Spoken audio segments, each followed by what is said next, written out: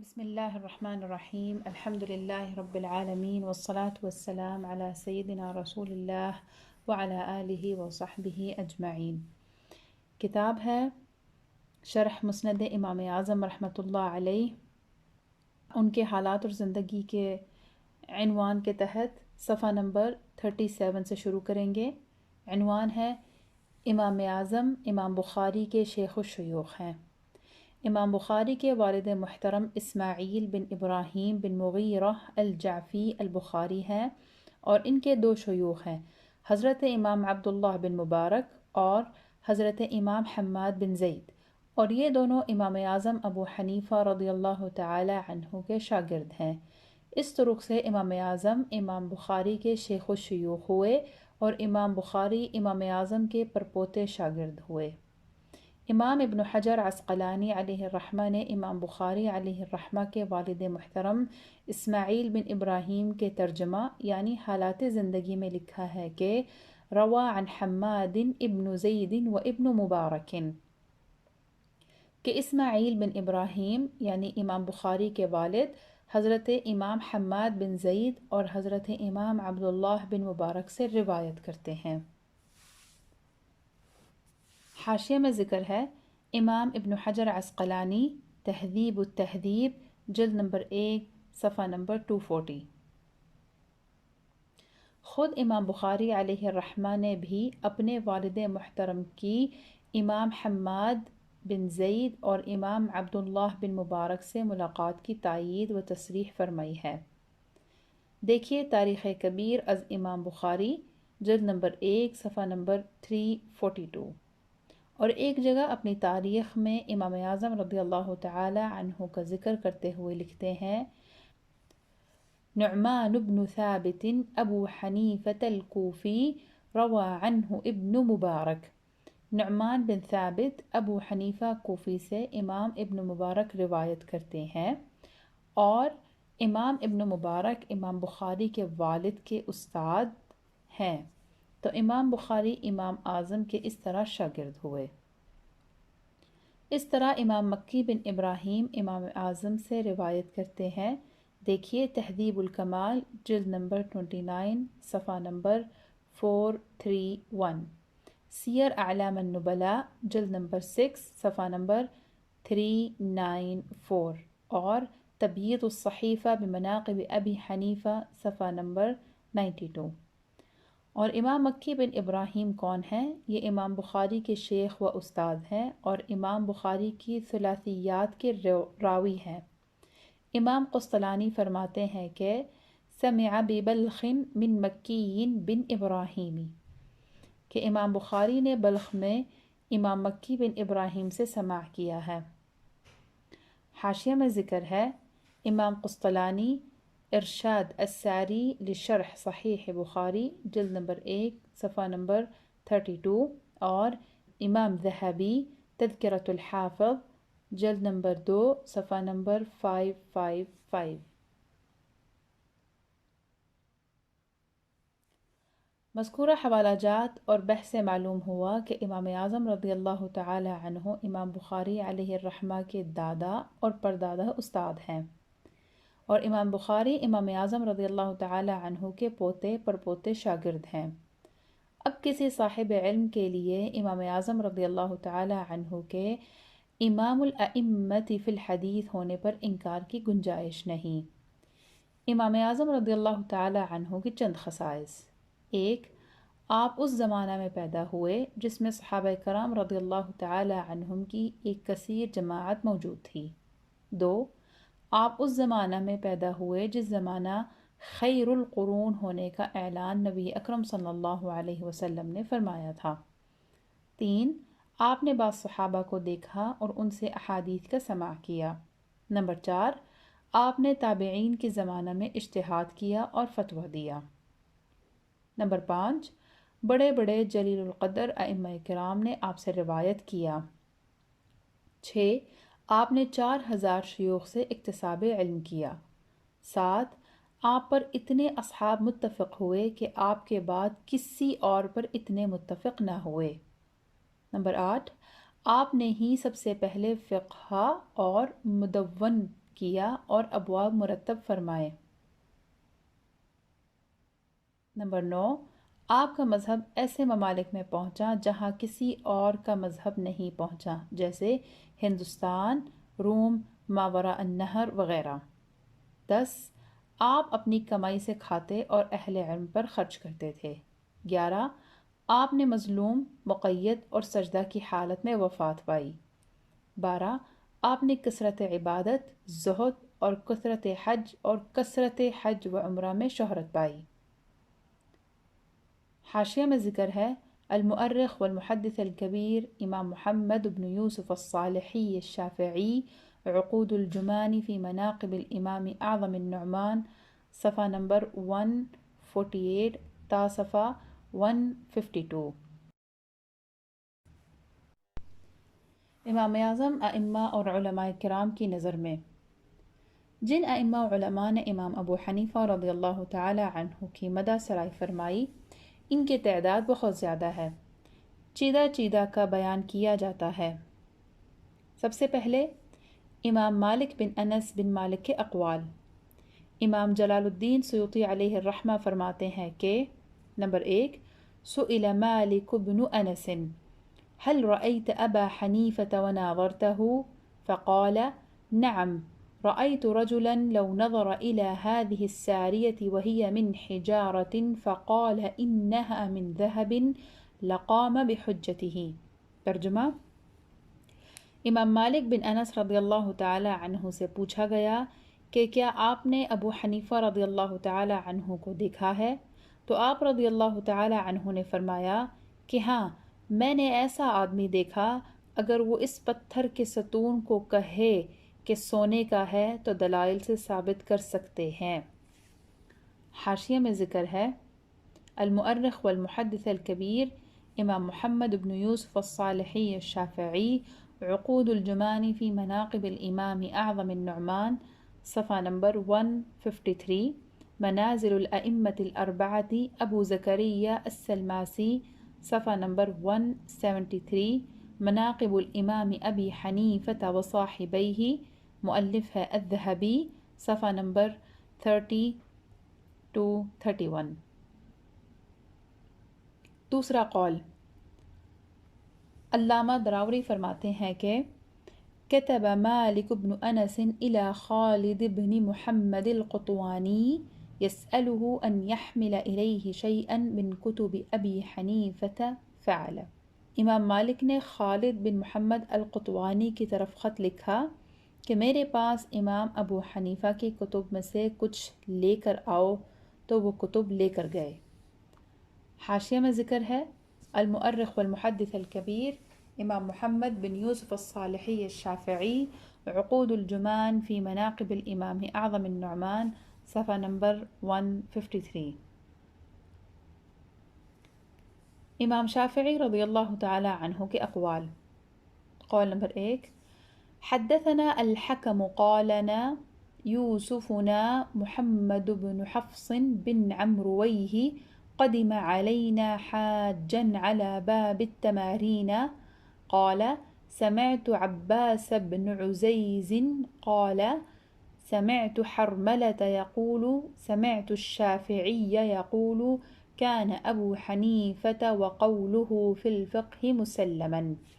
امام شافعی رضی اللہ تعالی عنہ فرماتے ہیں کہ امام ابو حنیفہ رضی اللہ تعالی عنہ اور آپ کا قول فقہ میں مسلم یعنی مانا ہوا، تسلیم کیا ہوا ہے۔ حاشیہ میں ذکر ہے المؤرخ والمحدث الکبیر امام محمد بن یوسف الصالحی الشافعی عقود الجمان فی مناقب الامام اعظم النعمان، صفحہ نمبر 154۔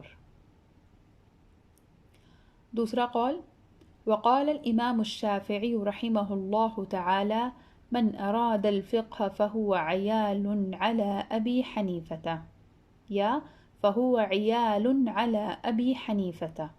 ترجمہ، امام شافعی رضی اللہ تعالی عنہ فرماتے ہیں کہ جو فقہ کا ارادہ کرتا ہو تو وہ امام ابو حنیفہ کے عیال سے ہے۔ حاشیہ میں ذکر ہے الانتقاء فی فضائل الائمة الفقہاء مالك والشافعي وأبي حنيفة لابن عبد البر. صفحہ نمبر 126. تیسرا قول، وقال الإمام الشافعي الناس في الفقه عيال على أبي حنيفة. امام شافعی رضی اللہ تعالی عنہ فرماتے ہیں لوگ فقہ میں امام ابو حنیفہ رضی اللہ تعالی عنہ کی اولاد ہیں. حاشیہ میں ذکر ہے الکتاب مسند الامام ابی حنیفہ روایت ابی نعیم، صفحہ نمبر 20. چوتھا قول، الخطيب عن الربيع قال سمعت الشافعي يقول الناس عيال على أبي حنيفة في الفقه كان أبو حنيفة ممن وفق له الفقه. حضرت ربیع فرماتے ہیں کہ میں نے امام شافعی رضی اللہ تعالی عنہ سے سنا کہ لوگ فقہ میں امام ابو حنیفہ رضی اللہ تعالی عنہ کی اولاد ہیں، اور امام ابو حنیفہ ہی وہ شخص ہے جن کو فقہ موافق آتی ہے.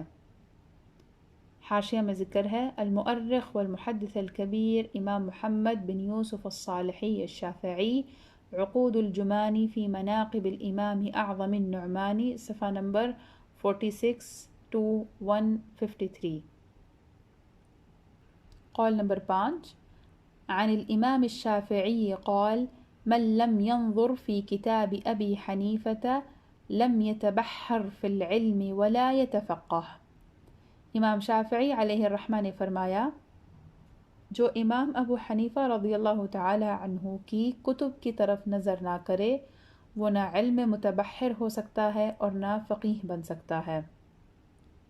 حاشیہ میں ذکر ہے المؤرخ والمحدث الكبیر امام محمد بن یوسف الصالحی الشافعی عقود الجمان فی مناقب الامام اعظم النعمان، صفحہ نمبر 153. امام احمد بن حنبل رضی اللہ تعالی عنہ کا قول، امام احمد بن حنبل رضی اللہ تعالی عنہ امام ابو حنیفہ رضی اللہ تعالی عنہ کا ذکر فرماتے ہوئے ارشاد فرماتے ہیں وقال الامام احمد بن حنبل ان ابا حنیفة من العلم والورع والزہد وإیثار الآخرة بمحل لا يدركه احد، کہ امام ابو حنیفہ رضی اللہ تعالی عنہ علم، تقوی و پرہیزگاری، زہد اور ایثار آخرت میں ایسے مقام پر فائز تھے کہ اس پر کسی کی رسائی نہیں. حاشیہ میں ذکر ہے منازل الائمۃ الاربعۃ ابو زکری السلماسی، صفحہ نمبر 173. سفیان ثوری علیہ الرحمہ کے اقوال. قول نمبر 1، حدثنا محمد ابن الحسن الفارض قالنا علي بن عبد العزيز قالنا إسماعيل بن إسحاق الطائفي قالنا الحسين ابن واقد قال وقعت مسألة بمروة فلم أجد أحدا يعرفها فجئت إلى العراق فسألت عنها سفيان الثوري فقال لي يا حسين لا أعرفها بعد أن أطرق ساعة، فقلت له أنت تقول لا أعرفها وأنت إمام، فقال أقول كما قال ابن عمر سئل عن شيء لم يدره فقال لا أدري، قال فأتيت أبا حنيفة فسألته عنها فأفتاني فيها، فذكرت ذلك لسفيان فقال كيف قال لك فيها؟ قلت قال فيها كذا وكذا، فسكت ساعة ثم قال يا حسين هو على ما قال لك ابو حنیفة. حضرت حسین بن واقد فرماتے ہیں مجھے مقام مرو میں ایک مسئلہ درپیش ہوا، میں کوئی ایسا شخص نہ پایا جو اس کا حل بتاتا، تو میں عراق میں آیا. امام سفیان ثوری رضی اللہ تعالی عنہ سے مسئلہ پوچھا تو آپ نے کچھ خاموشی کے بعد فرمایا اے حسین میں اس مسئلہ کو نہیں جانتا. میں نے عرض کیا کہ آپ اس مسئلہ کو نہیں جانتے حالانکہ آپ امام زمانہ ہیں، تو انہوں نے فرمایا میں نے تو ایسا ہی کہا جیسا کہ حضرت عمر رضی اللہ تعالی عنہ سے ایسی چیز کے متعلق سوال کیا گیا جو آپ نہیں جانتے تھے، تو آپ نے بھی یہی فرمایا تھا، میں نہیں جانتا۔ حضرت حسین فرماتے ہیں پھر میں حضرت امام ابو حنیفہ رضی اللہ تعالی عنہ کے پاس آیا تو آپ نے مجھے اس مسئلہ کے بارے میں فتویٰ دیا، تو میں نے اس کا ذکر حضرت سفیان ثوری رضی اللہ تعالی عنہ کے پاس کیا تو آپ نے فرمایا کہ ابو حنیفہ رضی اللہ تعالی عنہ نے کیا کہا؟ میں نے عرض کی انہوں نے ایسے ایسے مسئلہ بیان فرمایا۔ تو آپ کچھ دیر خاموش رہے، پھر فرمایا اے حسین، مسئلہ ویسے ہی ہے جیسا تم کو امام ابو حنیفہ نے بتایا ہے۔ حاشیہ میں ذکر ہے الکتاب الانتقاء فی فضائل الثلاثة الأئمة الفقهاء مالک والشافعی وابی حنیفة رضی اللہ عنہم، صفحہ نمبر 127۔ دوسرا قول وسأل رجل سفیان الثوری عن مسألة في الحج فقال له الرجل إن أبا حنيفة قال فيها كذا فقال سفيان هو كما قال أبو حنيفة۔ ترجمہ، حضرت سفیان ثوری رضی اللہ تعالی عنہ سے حج کے مسئلہ کے بارے میں سوال کیا گیا تو آپ نے جواب ارشاد فرمایا، تو ایک آدمی نے کہا کہ امام ابو حنیفہ رضی اللہ تعالی اس مسئلہ میں یوں فرماتے ہیں، تو آپ نے فرمایا کہ مسئلہ اسی طرح ہے جیسا امام ابو حنیفہ رضی اللہ تعالی عنہ نے فرمایا۔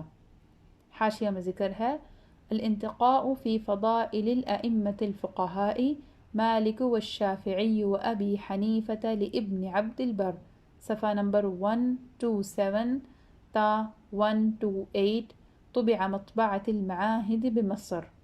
تیسرا قول محمد بن مہاجر فرماتے ہیں کہ میں نے حضرت سفیان ثوری رضی اللہ تعالی عنہ سے سنا کہ آپ نے فرمایا ان الذي يخالف ابا حنیفة يحتاج ان يكون اعلى منه قدرا واوفر علما وبعید ما يوجد ذلك۔ ترجمہ،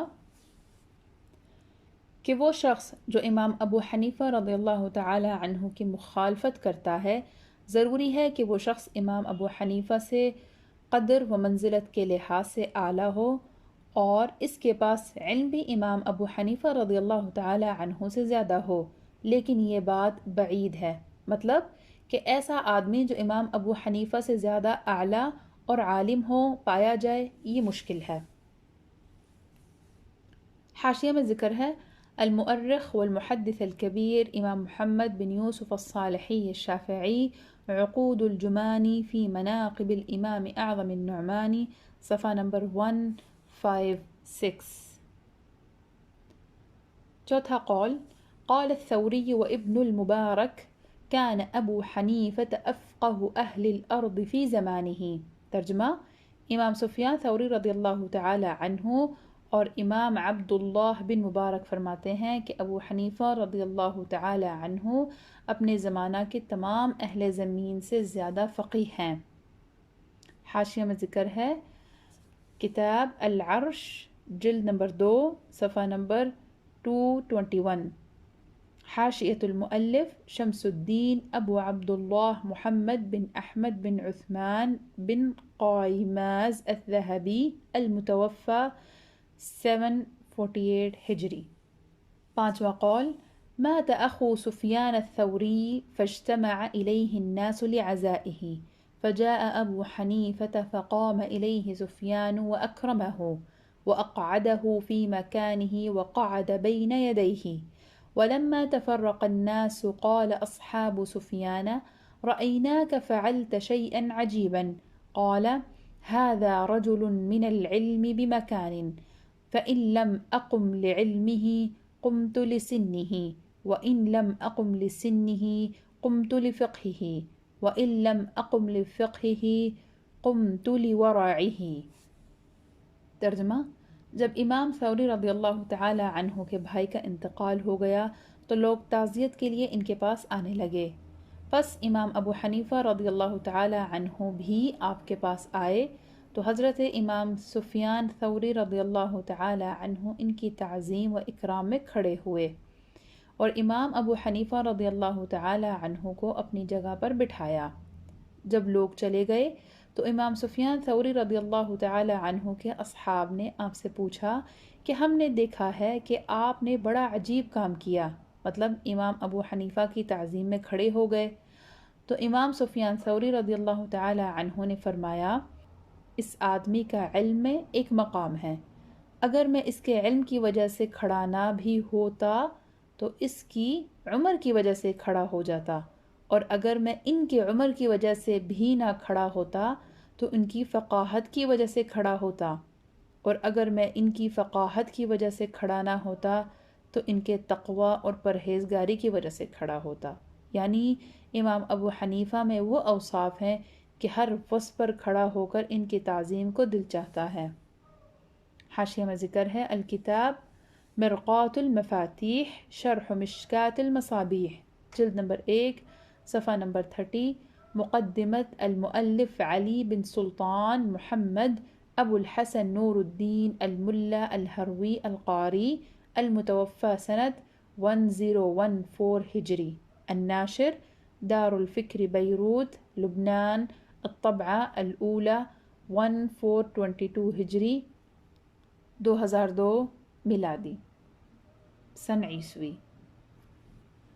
قول نمبر 6، حضرت سیدنا خطیب بغدادی علیہ رحمۃ اللہ الہادی ارشاد فرماتے ہیں، ایک مرتبہ حضرت سیدنا سفیان ثوری رحمۃ اللہ تعالی علیہ کے بارگاہ میں عرض کی گئی کہ امام اعظم ابو حنیفہ رضی اللہ تعالی عنہ غیبت سے اتنے دور رہتے ہیں کہ میں نے کبھی ان کو دشمن کی غیبت کرتے ہوئے کبھی بھی نہیں سنا۔ تو آپ رحمۃ اللہ تعالی علیہ نے ارشاد فرمایا، اللہ عز و جل کی قسم، آپ اس معاملے میں بہت سمجھدار ہیں کہ کسی ایسی چیز کو اپنی نیکیوں پر مسلط کریں جو انہیں دوسرے کے نام اعمال میں منتقل کر دے۔ حضرت سیدنا علی بن عاصم رحمۃ اللہ تعالی علیہ نے ارشاد فرمایا، اگر نصف اہل زمین کے عقلوں میں سے امام ابو حنیفہ رضی اللہ تعالی عنہ کی عقل کا موازنہ کیا جائے تو بھی آپ رضی اللہ تعالی عنہ کی عقل زیادہ ہوگی۔ حاشیہ میں ذکر ہے، تاریخ بغداد الرقم 7297، النعمان بن ثابت ابو حنیفہ التیمی، ما ذکر من وفور عقل ابی حنیفہ وفطنته وتلطفه، جلد نمبر 13 صفحہ نمبر 361۔